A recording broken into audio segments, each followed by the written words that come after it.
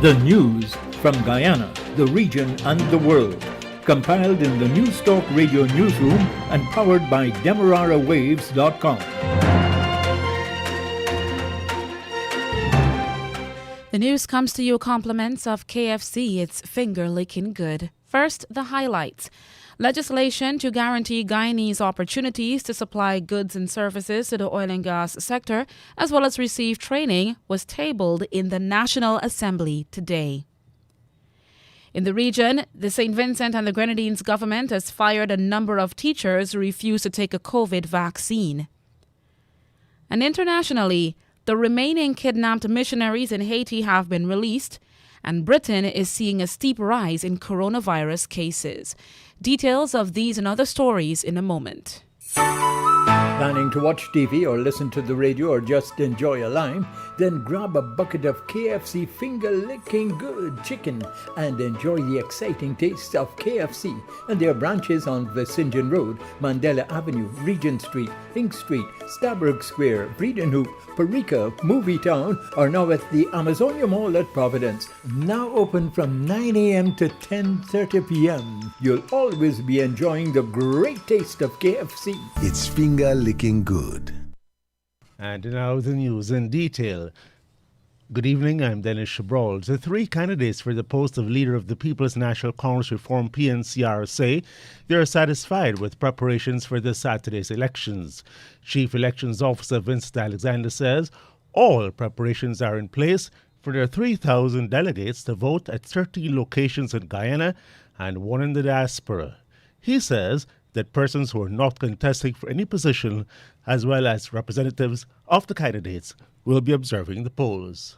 In each of the locations, from the office of the Chief Elections Officer, there will be persons who are neither candidates nor involved in the campaign, who will be overseeing and administering the voting process. The candidates also have an entitlement to have observers in each of those locations.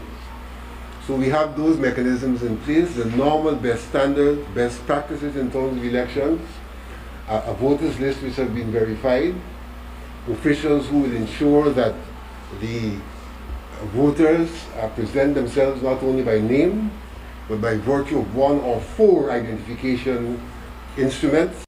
Mr. Aubrey Norton says he is satisfied with the arrangements for the PNCR's internal elections scheduled for this Saturday, December 18.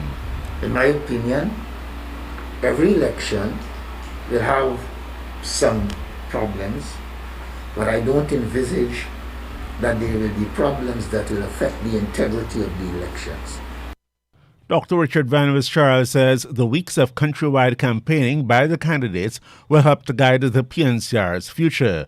While expressing confidence in the PNCR's Chief Election Officer and the team, Dr. Charles says reaching out to members was initially a challenge. The interaction with members becomes important and critical at all times. During the campaign, obviously, we've had some minor issues in terms of access, but those are being overcome. And therefore, I have all confidence that the result of the elections will be in accordance with the democratic expectations of our Constitution and of, that is the PNCR's Constitution and the party. Mr. Joseph Harmon says he is also satisfied with plans for the polls. My team, my campaign, we're satisfied with the arrangements so far. There may be a few things here and there which we still have to tweak, but by and large I think that the arrangements that have been identified by the Chief Elections Officer, they are to our satisfaction. Joseph Harmon. Agriculture Minister Zulfikar Mustafa says that the Guyana Sugar Corporation was forced to spend more than the previously allocated $2.3 billion because of severe floods earlier this year.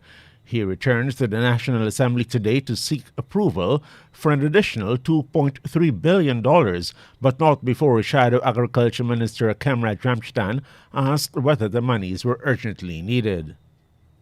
Wasn't the wages and salaries for workers something that you could have foreseen since the budget process? When did this urgency arise? But the agriculture minister explained that the devastating floods had forced Gaisuko to spend most or all of the monies that had been originally approved for wages and salaries, pensions, maintenance, fuels, lubricants, essential parts, and union dues. Local Government Minister Nigel Dharamlal says security has been beefed up at all government buildings in all 10 administrative regions because of political threats by the opposition. In clear reference to the severe damage by fire of the Mabaruma Secondary School earlier this year due to reported arson, he said that many more guards have been hired due to threats by the opposition, a partnership for national unity plus Alliance for Change. We have found missing documents. What we have found threats on public installations. So we have to make sure that all our installations in every region, and I'm going to repeat this for every question you ask, in all 10 regions, we have to protect the government installations from the APNU AFC's threats and their activists' threats on the installations of our country. The Brigdam police station was this year destroyed by fire, and weeks later a building housing the headquarters of the Guyana Police Force's Office of Professional Responsibility and the Director of Public Prosecutors' Chambers was badly damaged. Mr. Dharamlal refused to say how many security personnel had been hired before, instead asking government parliamentarians to check the 2021 national budget. Opposition parliamentarian Lux Schumann asked the local government minister to justify the need to hire more security guards if the Home Affairs Minister Robeson Ben has said that there has been a reduction in crime. If your cabinet colleague is saying that crime is on the decrease and it has dropped by over 20%, why are we expending so much more money for security at this juncture if crime is on? Honorable Minister. Mr. Schumann is asking me a question about a statement of the Minister of Home Affairs. I believe that Mr. Schumann is out of order to ask me a question that the Minister of Home Affairs pronounced on. So I would happily inform Mr. Schumann that if he would like to ask the Honorable Minister of Home Affairs, then you can do so. Insofar as I'm aware, you're out of order to ask me that question. That's Minister of Local Government Nigel Dharamlal. Guyana's local content bill, if passed in its current form, will require oil sector companies to competitively bid for the supply of goods and services. The bill was presented to the National Assembly today by Natural Resources Minister Vikram Bharat. A bill instituted an act to provide for the implementation of local content obligations on persons engaged in the petroleum operations or related activities in the petroleum sector. To prioritize Guyanese nationals and Guyanese businesses in the procurement of goods and services for the enhancement of the value chain of the petroleum sector. To enable local capacity development, to provide for the investigation, supervision, coordination, monitoring, and evaluation of and participation in local content in Guyana. To promote competitiveness and encourage the creation of related industries that will sustain the social and economic development of Guyana. Minister of Natural Resources Vikram Bharat. The bill specifies the quota for Guyanese companies and Guyanese individuals. Under the legislation, contractors, subcontractors, and licensees will be required to submit a series of plans as well as yearly updates on progress being made to hire Guyanese individuals and companies. Companies will also have to show that they are training and mentoring experienced Guyanese. The local content bill requires companies to award contracts to companies with the most Guyanese local content if the cost is a 5% difference. At the same time, the Minister of Natural Resources has the power to waive the local content requirements if it is in the best interest of Guyana.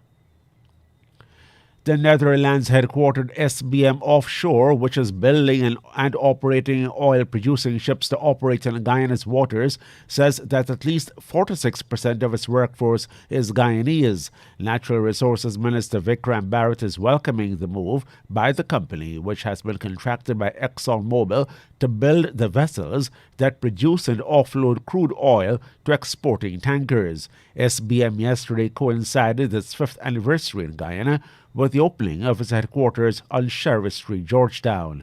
In his remarks, President Irfan Ali said that the local content bill that will be tabled in the National Assembly today was not drafted in a vacuum. Police are probing the circumstances surrounding the death of a prisoner at the Betterhawacting police station. He was found dead at about 4:35 yesterday afternoon, hours after he was arrested as a suspect in a break-and-enter larceny. He has been identified as 25-year-old Julian Harrison of LBI East Coast Amarara. Police say he was the only prisoner in the lockups. His body was found hanging by his neck from a metal bar vent by his jersey, which was stripped into long pieces and tied together. Regionally, a number of teachers have been formally dismissed from their job for failure to take a COVID-19 vaccine in St. Vincent and the Grenadines. This is mandated. They were fired although they received no medical or religious exemptions. The St. Vincent and the Grenadines Teachers Union told Eyewitness News on Thursday that as of Wednesday, 12 teachers had informed the union that they had received dismissal letters. Union President Oswald Robinson also says that a number of unvaccinated teachers had indicated that they had received no salary for December. As part of a law passed by Cabinet, frontline workers, including teachers who had not taken the jab within the specified timeline, were considered as absent without leave, although they turned up to work. Some teachers had been turning up to work despite their unvaccinated status, and Prime Minister Ralph Gonsalves had said that they would not be paid. Authorities in St. Vincent and Grenadines are exploring ways of reducing the cost of fertilizer. As we hear in this report from St. Vincent and Grenadines TV, the skyrocketing price of fertilizer is due to the global increase in the cost of transportation. The Ministry of Agriculture has seen significant rise in the price for fertilizers locally over the last 2 years. On NBC Radio's face-to-face program this morning, Minister of Agriculture Saboto Caesar said next year, under the Community Agriculture Program, the ministry will be taking steps to ensure farmers benefit from more reasonable prices. That the discussion must take place very early in the new year with the traffickers, because the farmers can't take all the burden. If there's an increase in the price of fertilizer, it has to eventually be passed on to the consumer. It has to be passed on to the consumer. And if it's passed on to the consumer, you have to have a fair process whereby the money comes back to the farmer. Fair enough. Because, and I'm not saying that this is what will happen, if we ensure that the cost of the goods is now reflective of the increase in the cost of fertilizer, you don't want, when it's coming back down, it's stopped either at the trafficker or some kind of middleman in Trinidad and Tobago or in Barbados. It has to come down to the farmer, and that is one of the big discussions we're going to have when we have the community agriculture programs. Minister Caesar made it that the increase in the price of fertilizers has nothing to do with any government policy. Is involved in the movement of goods internationally. Significant rise in the price to move goods, and the movement of the fertilizer and the different products that are used to blend it to make the fertilizer. The price, the cost of transportation has definitely gone up, and because of that, we are seeing, we have witnessed, I think, over $25 increase in the price of fertilizer over the last 2 years. That report from St. Vincent and the Grenadines TV. St. Vincent and the Grenadines is a major supplier of agricultural produce to Trinidad as well as Barbados and Antigua. Pressure is mounting on Suriname's Vice President Ronnie Brunswick to apologize for his bodyguard's assault of a journalist. The Surinamese Journalists Association has announced a boycott of all activities by Mr. Brunswick. They also plan to picket his office as they press for him to apologize to journalist Jason Pinnes. He was badly beaten outside the National Assembly as he was taking a picture of Mr. Brunswick in his car. Mr. Brunswick has said that Mr. Pinnes breached security. Mr. Brunswick has asked for a meeting with the Suriname Journalists Association, but that body has refused to do so. Instead, the organization is demanding a public apology first before such talks are held.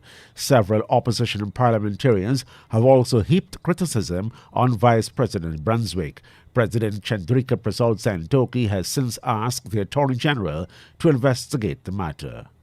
And now we go to the BBC World News for the latest. BBC News with Sue Montgomery. Police in Haiti say the remaining 12 missionaries held by an armed gang since October have been released. 5 others from the US and Canada were released previously. They were abducted 2 months ago after they visited an orphanage in an area east of the capital, Port-au-Prince. Will Grant is following the story. They've been held for 2 months, so that's 2 months' worth of pretty fervent negotiations. At one point, reaching the point where the gang, 400 Masawo, had requested $1 million per hostage, which is a total of $17 million that they were wanting to see these hostages released. Several were released before this date. Now we've seen the remaining 12, and the missionary back in Ohio, where they're based, has celebrated, saying, you know, their prayers are with those who've been released, and they're celebrating the fact that they're out. Britain has again registered a sharp rise in new coronavirus infections. At 88,000, it's its worst figure since the pandemic began, for the second day in a row. It follows warnings on Wednesday about the spread of the highly infectious Omicron strain. Professor Rupert Pearce is a consultant in intensive care at the Royal London Hospital. We're not in a brilliant situation, but we are extremely now, sadly, used to reconfiguring our services to provide more ICU beds. We've got lots of drugs available to us to treat patients much more effectively. We've got supplies of ventilators sitting, waiting to be used. And we've got strategies for how we redeploy staff into intensive care should that capacity be needed as well. The rapid rise in coronavirus cases in Britain is impacting the sports calendar, with the English Premier League being forced to postpone a number of games after outbreaks at clubs. While there have been calls for the league to take a break completely, the head of European football's governing body, UEFA, Alexander Ceferin, urged all players to get vaccinated. I believe in science and I got vaccinated.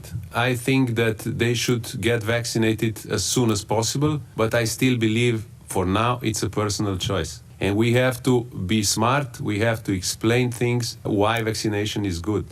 The defence in the sex abuse trial of Ghislaine Maxwell in New York has called its first witness, a former assistant to the British socialite, accused of helping the convicted paedophile Jeffrey Epstein groom his victims. Kimberly Espinoza described her former boss as fair and nice to her, even though demanding. She said she was aware of the crimes Maxwell had been accused of, but said she never saw Maxwell or Epstein engage in inappropriate conduct with underage girls. 4 women testified that Miss Maxwell facilitated sexual contact or abuse by Mr. Epstein. She's denied the claims. World News from the BBC. At the end of a summit of European leaders, the European Council has stressed the urgent need for Russia to de-escalate tensions caused by the military build-up along its border with Ukraine. The Council warned any further military aggression against Ukraine would have massive consequences and severe costs. It reiterated its full support for Ukraine's sovereignty and territorial integrity. Scientists estimate that last year's catastrophic wildfires in the world's largest tropical wetland, the Pantanal in South America, killed as many as 17 million animals.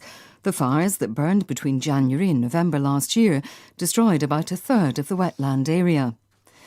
A deal between Israel and the UAE to transport oil from the Gulf to Europe by way of an Israeli port appears close to being cancelled after Israel's Environmental Protection Ministry blocked the entry of oil tankers into the Gulf of Eilat. Environmental concerns have been raised with regard to a coral reef in Eilat. Scientists in Australia have discovered the first true millipede with more legs than any other known animal. It's pale-coloured and all legs fit in a body barely 10 centimetres long. Here's Danny Eberhard. Finally, a millipede that lives up to its name. No longer is it a misnomer. Well, if you substitute legs for feet. This is the first of the species that has 1,000 legs. Previously, the record was 750. This millipede racks up an impressive 13 legs a millimetre. It's unsurprising it's taken a while to discover. It was found 60 metres underground in a mining region of Western Australia. Hence its name, Eumillipes Persephone, a reference to the queen of the underworld of Greek myth. It can run, but it couldn't hide. BBC News. That's the news to the moment. Hit to standing lines? Don't worry, KFC has got you covered with their drive-thrus, which are open now from 9 a.m. to 10:30 p.m. at Movietown, Vletingen Road, Mandela Avenue, Reading Hoop, Parika and the Amazonia Mall. That's right, you can drive through at 6 of their 9 locations. Remember, their current opening hours are 9 a.m. to 10:30 p.m. Go on down and let your taste buds savor the spices today. KFC. It's finger licking good. And now a recap of the highlights. Legislation has been tabled in the National Assembly today to guarantee Guyanese opportunities to supply goods and services to the oil and gas sector, as well as receive training. The St. Vincent and the Grenadines government has fired a number of teachers who refused to take a COVID vaccine. Internationally, the remaining kidnapped missionaries in Haiti have been released. And Britain is seeing a steep rise in coronavirus cases. The news came to you with the compliments of Kentucky Fried Chicken, KFC.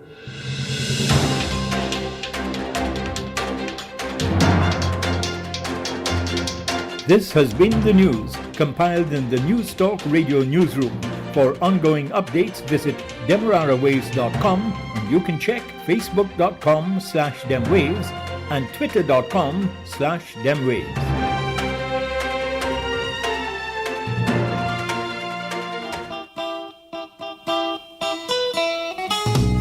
Giftland Mall, they're giving away vouchers from December 30 to Christmas Eve. You can say there's no such thing as Santa, but as for we on 103, we believe. From December 13 to 24, listen to News Talk Radio Guyana 103.1 FM. Answer a simple question and you can win yourself a voucher. Compliments of Giftland Mall. Season's greetings to supporters of Giftland and 103.1 FM. The time, 18 hours 23.